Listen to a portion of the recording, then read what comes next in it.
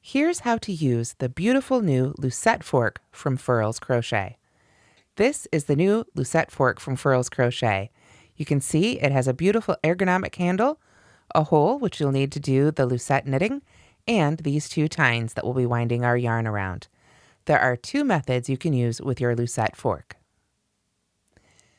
For method number 1, we're going to take the yarn and insert it through the hole in the handle, from back to front.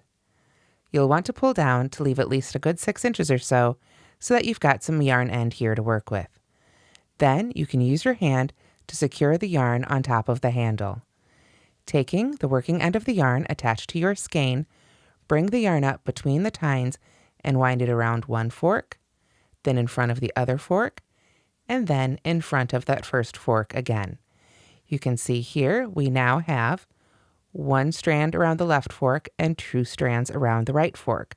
So what we're going to do is, just holding that yarn in the middle with our other hand, we're going to pull that bottom loop up over the second loop, like so. Now we simply turn the Lucet Fork over, and when we do that, you can see now we have 2 strands in front of that right fork again. That second strand automatically occurs when we turn our fork. So holding that in place again, we simply take that bottom loop again and lift it up over the middle one, and then we can give that end there a little tug to pull it all together. Then we turn the fork over again, and you can see that second strand is right there waiting for us. So we just keep working those loops off and giving it a little tug. And of course we can pull those back up there and give it another turn, and keep just making our lucette braid like so. Just keep turning your fork and making loops, and you'll keep making your beautiful lucette braid. That is how to work the first method of the Lucet Fork.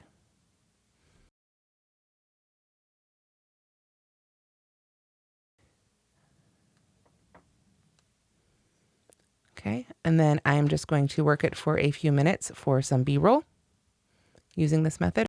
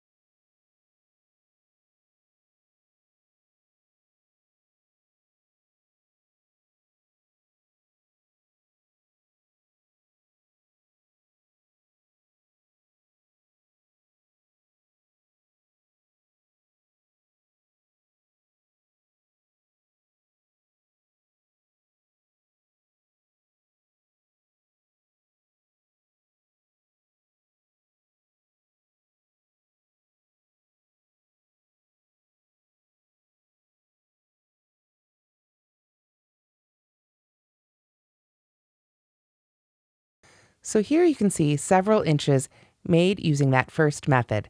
So when you're all done, all you need to do is cut your yarn, leaving another good end. There we go. And then you can simply pull those loops up off your fork and pull the end of your yarn through each of those loops to finish off.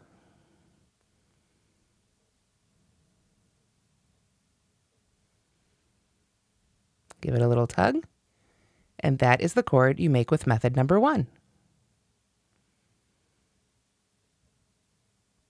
And here is the second method for using your Lucet Fork. Again, we're going to take our yarn and just string it through the hole from the back to the front. We can put that right in front of our handle, leaving another good 6 inches or so, and secure that with our hand. Then we bring the yarn up between the tines, in front of the right tine, in front of the left tine, in front of the right tine, and again in front of the left. Making these figure 8 gives us 2 loops on each tine, a bottom loop and a top loop on each tine. So then we work off the bottom loop over the top loop on both sides, making sure they don't get mixed up. Like so. Then we can give that yarn a little tug and pick it up and come again in front of the right tine and then the left tine until we've got 2 strands on each again. So then we take the bottom loop and lift it over the top loop, and then we can give that center strand another tug. Again, just keep making those figure 8s until you have the length of cord desired.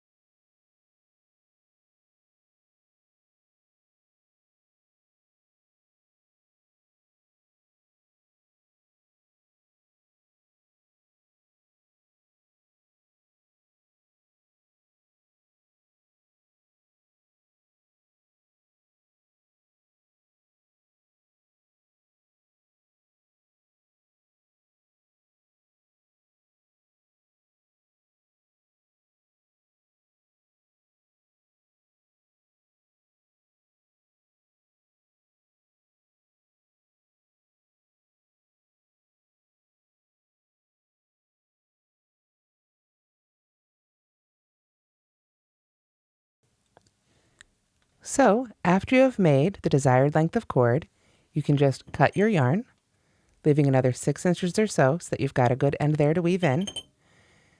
Lift your loops up off your lucette fork, being careful not to pull them back through, of course. And then you can take your cut end of yarn. Oop, didn't quite cut through there. Let me try that again. And you send that cut end of yarn right through each of those final loops to finish it up.